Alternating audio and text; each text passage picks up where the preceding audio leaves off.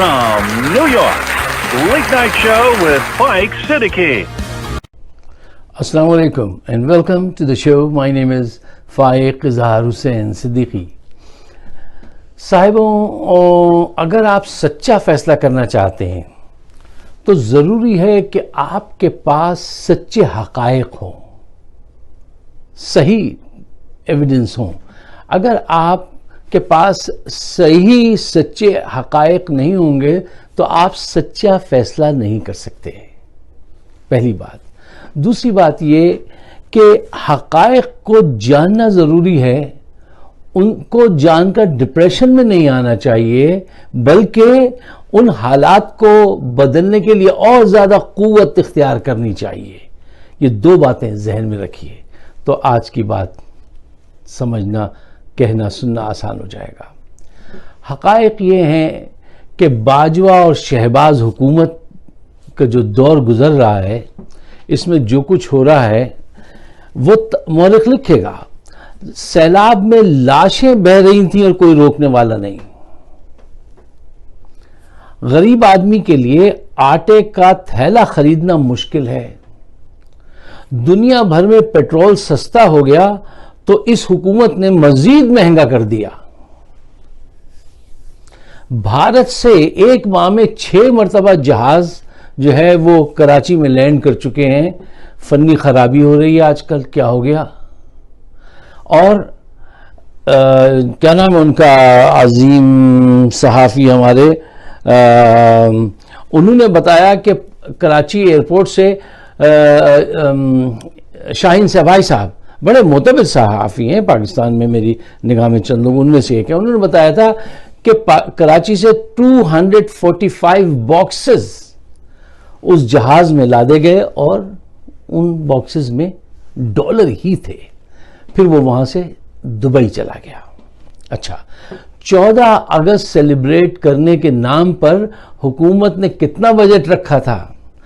1 अरब 20 करोड़ रुपए। 1 अरब में 100 करोड़ रुपए होते हैं और ये सब ने मिलकर खाया। ब्यूरोक्रेसी को दिया गया कि आप एक इनवाइस बनाइए, झंडा बनवाया, 5,000 का 20,000 लिख दीजिए। सब ने मिलकर खाया और पेश क्या किया?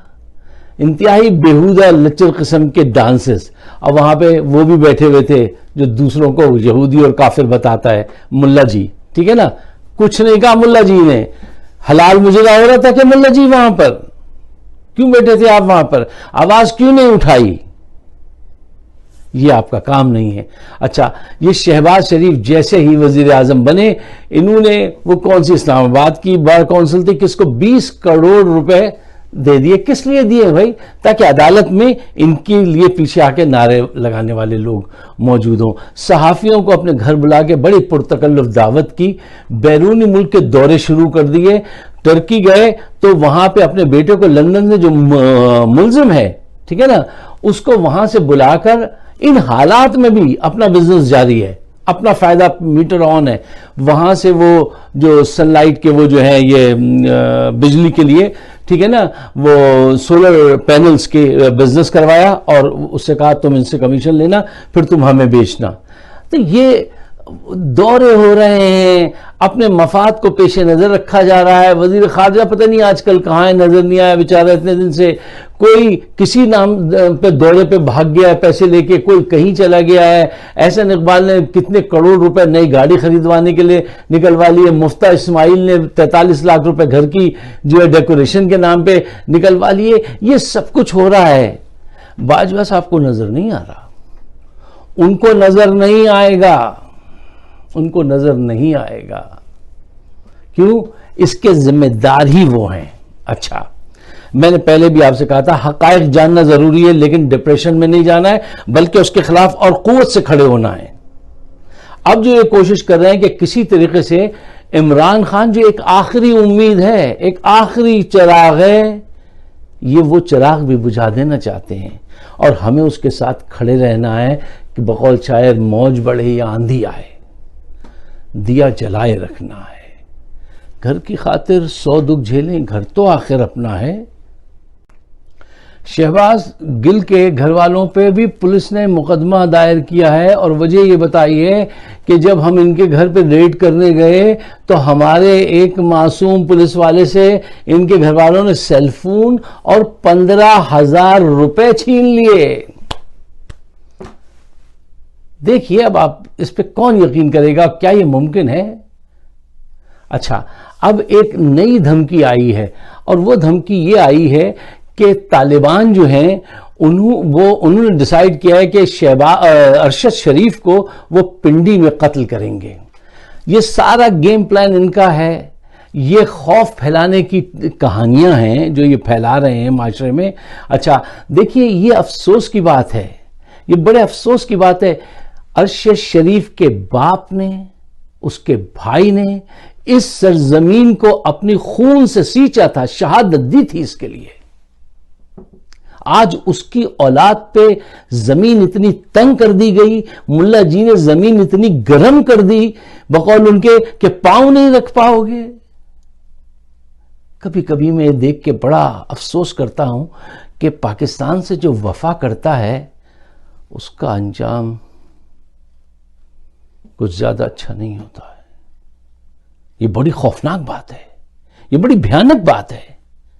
اس ٹرینڈ کو بدلنا ہوگا اور اس ٹرینڈ کو بدلیں گے ہم، آپ اور ہماری عدالتیں. میں عدلیہ کے لوگوں سے کہوں گا کہ خدا کے واسطے اس وقت اپنا کردار ادا کرو. پاکستان کو انہوں نے بڑی مشکل میں پھنسا دیا ہے. ایک لمبی تاریخ ہے. یہ صرف آج جو ہو رہا ہے یہ صرف باجوہ کی وجہ سے نہیں ہو رہا ہے، شہباز کی وجہ سے. یہ بہت عرصے سے ہو رہا ہے، لیکن اس کی سپیڈ جس نے آگے بڑھا دی ہے وہ یہی ہے، باجوہ اور شہباز. میں عدلیہ سے کہتا ہوں اس موقع پہ اٹھ کھڑے ہو عوام کے ساتھ.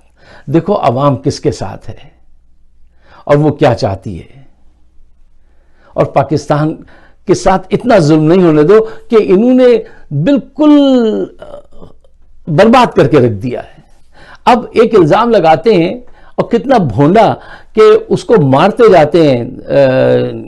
گل کو، شہباز گل کو کہتے ہیں کہ یہ بتاؤ فیض حمید جو ہیں جنرل صاحب وہ کتنی مرتبہ ملے عمران خان سے ہیں، اور الزام یہ لگاتے ہیں کہ یہ شہباز گل فوج کو بدنام کر رہا تھا. فوج کو تو تم خود بدنام کر رہے ہو، تم الزام لگا رہے ہو اپنے جنرل پر، اس کو ڈسپیوٹ پیدا کر رہے ہو. تم خود فوج کے خلاف جو ہے خیالات، لوگوں کے جذبات پیدا کر رہے ہو. فوج کے اندر خود درار موجود ہے. ہم تو اس کو چھپاتے ہیں لیکن تم بتاتے ہو. ہاں، تمہیں اگر واقعتاً سچے چور کو پکڑنا تھا تو اس کو پکڑتے جس نے ڈان لیکس میں کہا تھا کہ بامبے میں جو تباہی ہوئی تھی وہ ہماری فوج نے کی تھی، جو جندال کو بغیر ویزے کے پاکستان آنے دیتا تھا. ان سے کوئی پوچھ گچھ نہیں ہے. پوچھ گچھ اس سے ہے کہ زہر کیسے ملایا جائے. یہ ساری باتیں آپ سن چکے ہیں. میرا آپ سے کہنے کا مطلب یہ ہے کہ ان حقائق کو جانیے اور اپنے آپ کو مزید مضبوط کیجیے. عدلیہ سے میں بہت ریکویسٹ کروں گا اس وقت جو ہے وہ اگر آپ ساتھ دیں. یہ ڈرامہ یہ کر رہے ہیں کہ اس کو نااہل قرار دینے کے سلسلے میں کچھ ترامیم کروائیں قوانین میں، پھر وہ مقدمہ کافی سالوں تک چلے اور اسی وقت یہ جلدی سے الیکشن کا اناؤنسمنٹ کر کے الیکشن کرا دیں، پھر چوروں کو دوبارہ لے آئیں، ان کو قانونی حیثیت مل جائے، اوتھنٹیکیشن ہو جائے، ان پہ مہر لگ جائے.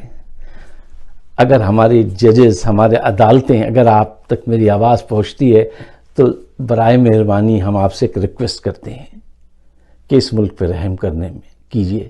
آپ بڑا کردار ادا کر سکتے ہیں اور یہ تاریخی کردار ہوگا. آپ کا کردار تاریخ میں سنہرے حروف سے لکھا جائے گا کہ جس وقت سارے ملک میں ایسی انارکی پھیلائی تھی لوگوں نے تو عدالتوں نے اپنے فیصلوں سے جو ہے ان کو ٹھیک کر کے رکھ دیا تھا. آخری بات، کیا آپ نے کبھی کسی پاکستانی حکمران کے منہ سے مدینہ کا لفظ اتنی دفعہ سنا ہے؟ یہ اس کی کوشش ہے. ہم اس کے ساتھ ہیں جس نے زندگی بتا دی ہے کرکٹ کے بعد اس ملک کو فوکس کر کے، جس کا مقصد ریاست مدینہ کی ایگزامپل وہ دیتا ہے، اس جیسا بننے کی کوشش کرتا ہے. ہم اس کا ساتھ کیسے چھوڑ دیں؟ کیوں چھوڑ دیں؟ اس کے نام پہ تو ہم اپنی جان قربان کرتے ہیں، اس رسول صلی اللہ علیہ وسلم کے نام پر. اس کے طرز پہ چلنے والے کا ساتھ ہم کیسے چھوڑ دیں؟ اس کا ساتھ چھوڑیں یا اس کے لیے جان دے دیں؟ اس کے لیے جان دے دیں گے، ساتھ نہیں چھوڑیں گے۔ یہی اسلام ہے، یہی پاکستان ہے اور یہی مستقبل ہے۔ عدالتیں اپنا کردار ادا کریں، عوام اپنا کردار ادا کریں۔ آپ اگر میری بات سے اتفاق کرتے ہیں تو یہ آپ کا فرض ہے کہ آپ اس کو شیئر کریں، دوسروں تک پہنچائیں۔ اتنا تو کر ہی سکتے ہیں، کرنا چاہیے۔ مجھے اپنے خیالات سے ضرور نوازی۔ آپ سب کا بہت بہت شکریہ۔